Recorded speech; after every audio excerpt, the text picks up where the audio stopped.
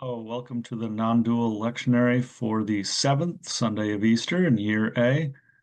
This week we've got another passage from John. It's kind of continuing the same kind of themes that we've talked about the last couple of weeks. These kind of real, once you shift that perspective, these real mystical unitive sayings from Jesus that, in my mind, often get misinterpreted. But let's take a look. It is from this time John chapter 17, verses 1 through 11. After Jesus had spoken these words, he looked up to heaven and said, Father, the hour has come. Glorify your Son, so that the Son may glorify you, since you have given him authority over all people to give eternal life to all whom you have given him. And this is eternal life, that they may know you, the only true God, and Jesus Christ, whom you have sent. I glorified you on earth by finishing the work that you gave me to do. So now, Father, glorify me in your own presence with the glory that I had in your presence before the world existed. I have made your name known to those whom you gave me from the world. They were yours, and you gave them to me, and they have kept your word. Now they know that everything you have given me is from you, for the words that you gave to me I have given to them, and they have received them and know in truth that I came from you, and they have believed that you sent me. I am asking on their behalf. I am not asking on behalf of the world, but on behalf of those whom you gave me, because they are yours. All mine are yours, and yours are mine, and I have been glorified in them. And now I am no longer in the world, but they are in the world, and I am coming to you. Holy Father, protect them in your name that you have given me, so that they may be one as we are one. So again, as I've talked about the last couple weeks, this perspective shift just a little bit, right? um, you know, Jesus speaking not as separate psychological self, but as uh, from true nature, from recognizing non-dual nature. And it just that and here it's even more clear, I think, than the last couple ones. I mean, that we could start with that last one, right? Protect them in your name that you have given me, so that they may be one as we are one. Um, this idea of oneness, that often gets expressed as a way of expressing the non-dual recognition, not that oneness, you know, is the definition, right? Because any concept is going to get it wrong. But again, this kind of poetic words, right? All mine are yours, and yours are mine, and I have been glorified in them. I mean, it's hard to read that again once you've got just a little bit of that different view, that perspective shift, as anything other than almost a struggle to express as best as possible this non-dual recognition, right? Jesus in the Messianic Hebrew tradition, recognizing true nature, unity with the divine, unity with all things, unity with all people, and here it comes, right? Um, and again, I just use the word unity, and instantly in my head something pops up and says, "Ooh, that's not quite right." And I'm gonna ask that anybody watching test it for yourself, right? Not, don't take that expression as like an expression of like, oh, that's the definition, right? But and so without going line by line through this one, there's some that are a little trickier, right? Um, so I will do two, because there's some that are a little trickier, I think, even with that perspective shift. And then there's one that I think, if you've got like a little skepticism of like, is that really where he's coming from? Oh yeah, it's right here.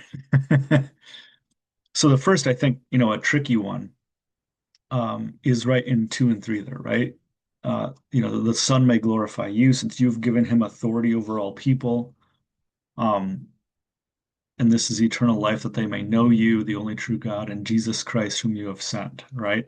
So that seems to be like, hey, here's an individual that is the important thing here, right? Not a non-dual recognition underlying, all of reality.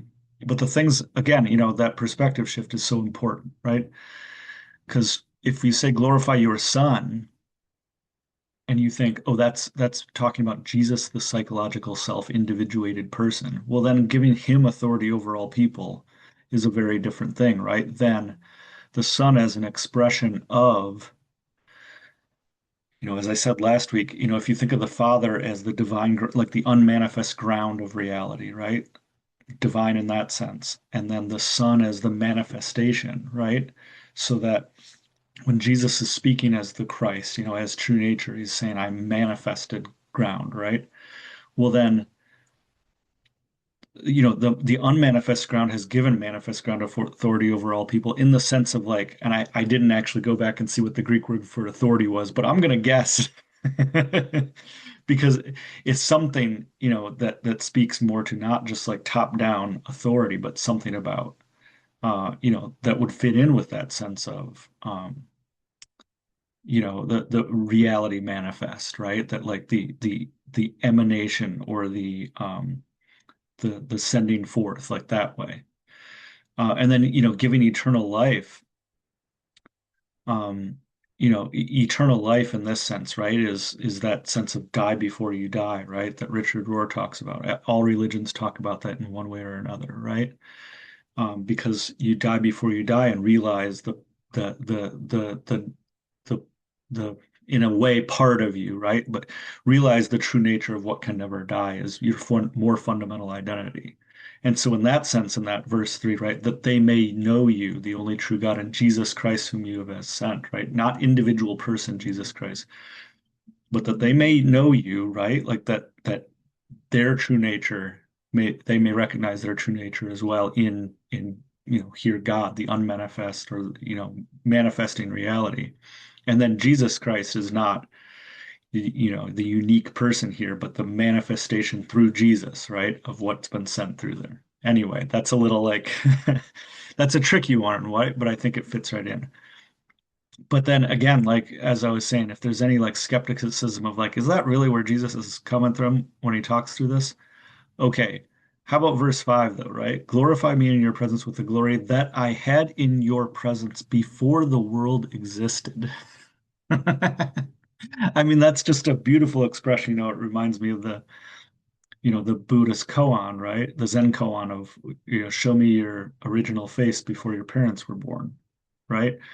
The glory that I had in your presence before the world existed is just saying like the recognition of the undying, eternal, right?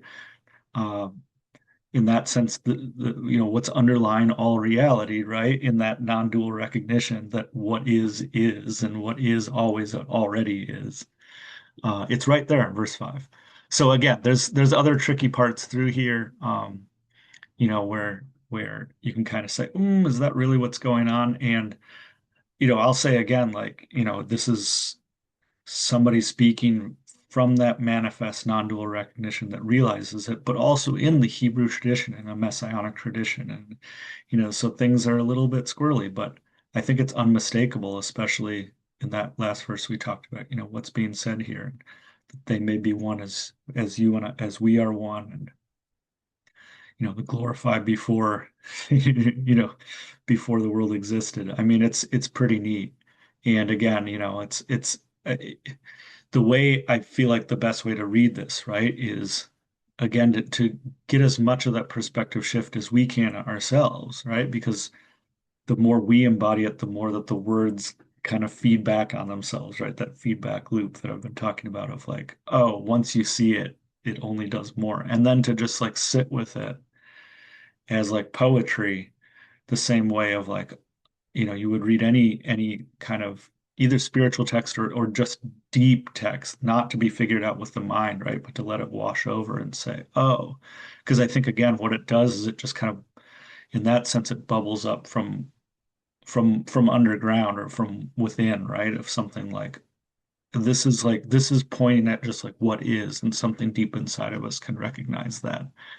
And as always, I hope that like these little talks help all of us, me and you, recognize it as well.